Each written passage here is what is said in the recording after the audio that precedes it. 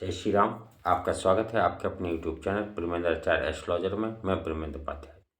मित्रों, आज का जो उपाय है यह माँ कात्यायनी से संबंधित है, जो कि नव दुर्गा का छठा स्वरूप है। क्योंकि कात्यायनी जो माँ हैं, जिन व्यक्तियों के या बच्चों के शादी विवाह में अड़चन उत्पन्न हो रही है, उनके लिए माँ कात्यायनी का विशेष रूप से पूजन करना चाहिए। क्योंकि माँ कात्यायनी का पूजन करने से शादी विवाह में जो भी विलम्ब होता है वह दूर हो जाता है। इसके अतिरिक्त माँ कात्यायनी की जो शोभा है वह स्वर्ण के समान चमकदार है।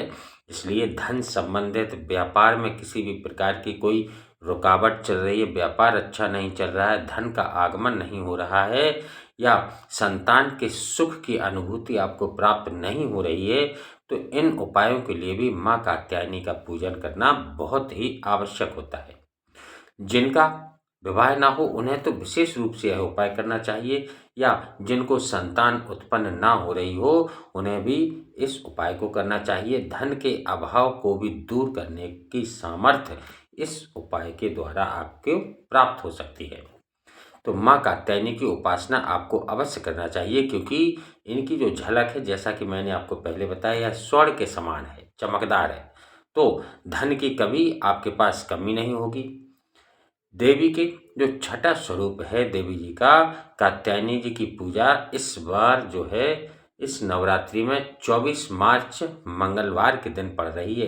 कितना अच्छा संयोग बन रहा है कि उसी दिन मंगलवार भी है।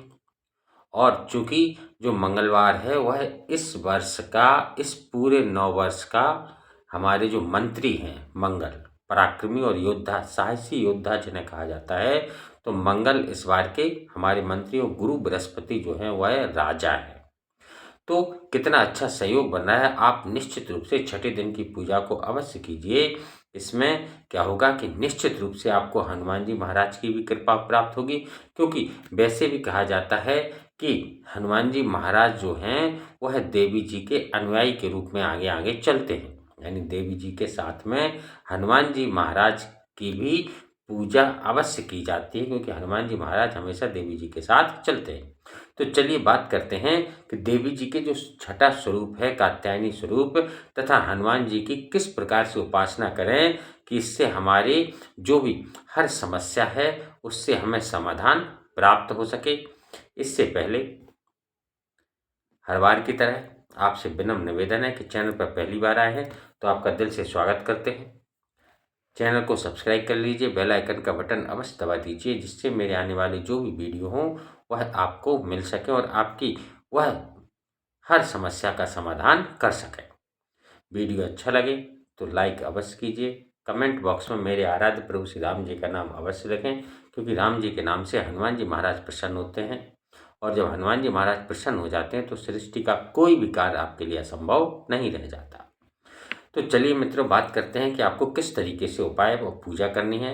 तो देवी जी के जो छठा दिन है, जो 24 मार्च को पड़ रहा है, उस दिन आपको सुबह स्नान ध्यान करके, स्नान करने के बाद लाल वस्त्र यदि आपके पास हों तो लाल वस्त्र धारण कर लीजिए। यदि लाल वस्त्र ना हो तो आप कोई लाल कलर रंग की तौलिया ले सकते हैं, उसे अपने सिर पर डाल लीजिए। माताएं बहनें लाल रंग की चुनरी अपने ऊपर रख सकती हैं। बस शुद्धता का विशेष ध्यान रखें। कपड़े पहने जो भी साफ सुथरे धुले हुए कपड़े पहने, और शुद्धता का विशेष ध्यान रखें हमारी माताएं बहनें। तो इसके बाद आपको क्या करना है कि इससे संबंधित कुछ सामग्री है। मैं अधिक महंगा उपाय नहीं बताता हूँ आपके लिए। सामग्री जरा सी है, एक 10 रुपए की शहद की आप शीशी लेके आना, क्योंकि माँ कात्यायनी को शहद का भोग लगाया जाता है। शहद उन्हें बहुत अधिक प्रिय होती है। तो 10 रुपए की एक शहद की शीशी आप लेकर आइए। एक कलावा ले लीजिए और लौंग आप ले लीजिए। 10 रुपए की लौंग आपकी हो जाएगी। 20-30 रुपए का खर्चा आपका इसमें होगा। ठीक है। तो क्या करना है आपको कि आपको और देवी कात्यायनी को पीले पुष्प चढ़ाए जाते हैं। तो आपको यह उपाय अपने घर में ही करना है। आपके घर में जो पूजा घर है उसी में पूजा घर में बैठकर आप इस उपाय को कर लीजिए। कहीं बाहर जाने की आपको आवश्यकता नहीं है। आपके घर में जो भी देवी की प्रतिमा हो या कोई चित्र हो, उसी चित्र के सामने एक आसन बिछाकर, आप लाल आसन हो आपके पास तो लाल आसन बिछाकर उस पर आप बैठ जाइए। ठीक है। इसके बाद बैठने के बाद आप एक घी का दीपक जला लीजिए देवी माँ के सामने और माँ कात्यायनी को पीले पुष्प चढ़ा दीजिए, क्योंकि माँ कात्यायनी को पीले पुष्प अर्पित किए जाते हैं। पीले पुष्प चढ़ाइए। इसके बाद आपको शहद का भोग लगाना है, यानी एक कटोरी में आप शहद जो लाए हैं उस शहद को डाल दीजिए और माँ कात्यायनी को उसका भोग लगाइए। इसके बाद जो आप कलावा लेकर आए हैं उस कलावे से एक बड़ा सा धागा आप तोड़ लीजिए। तोड़ने के बाद जो आप लौंग लेकर आए हैं, लौंग साबुत लौंग होनी चाहिए, फूल वाली लौंग लेकर आपको 108 लौंग की एक माला बनानी है।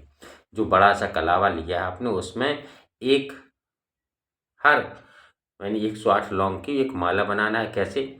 जैसे एक लौंग आपने उठाई, उसे कलावा में बांधा, ठीक है। एक मंत्र भी आपको बोलना है कि जब भी आप एक लौंग बांधेंगे तो एक बार मंत्र बोले, दूसरी भी लौंग बांधे तो फिर से मंत्र बोले। जैसे एक लौंग हमने कलावे में बांधी तो हमें मंत्र बोलना है ओम देवी कात्यायने नमः, ओम देवी कात्यायने नमः। इस मंत्र का आपको जप करना है 108 बार, यानी 108 लौंग की माला बनाना है तो 108 बार जप आपको करना पड़ेगा। जैसे कलावा लिया हमने, एक लौंग उसमें बांधी, गांठ लगाई, बोलेंगे ओम देवी कात्यायने नमः। इसके बाद दूसरी लौंग उठाई, फिर से थोड़ी दूरी पर गांठ लगाएंगे, लौंग बांधेंगे, उसमें बोलेंगे ओम देवी कात्यायने नमः। इस तरीके से आप 108 लौंग बांधते जाइए और हर गांठ पर आपको ओम देवी कात्यायने नमः मंत्र का जप करना है, ठीक है। इसके बाद एक और कलावा का छोटा सा धागा ले लीजिए, उसमें आपको 9 लौंग जो है वह बांधनी है हनुमान जी महाराज के लिए, ठीक है। तो आपको क्या करना है, एक छोटा सा कलावा का धागा ले लीजिए, उसमें 9 लौंग। पहली लौंग जब आप उसमें गांठ लगाएंगे तो आपको बोलना है ओम हनुमते नमः। हनुमान जी महाराज का सबसे पावरफुल मंत्र है। एक लौंग गांठ लगाई, बोला ओम हनुमते नमः।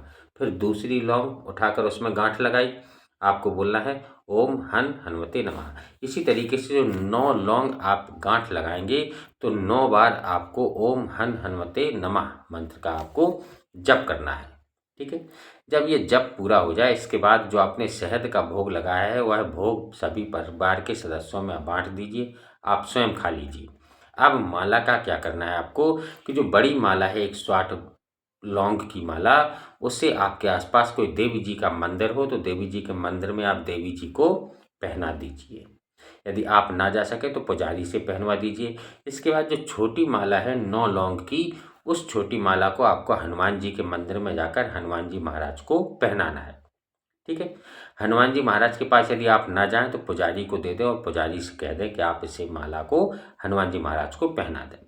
इसके बाद हनुमान जी महाराज से आप प्रार्थना करें कि हे भगवान, हे हनुमान जी महाराज, हमारी जो भी इच्छा है, जो भी हमारी समस्या है उस समस्या को दूर करो, हमारी इच्छा पूर्ति करो। इस तरीके से आप करके वापस घर आ जाए। इतना सा आपको उपाय करना है।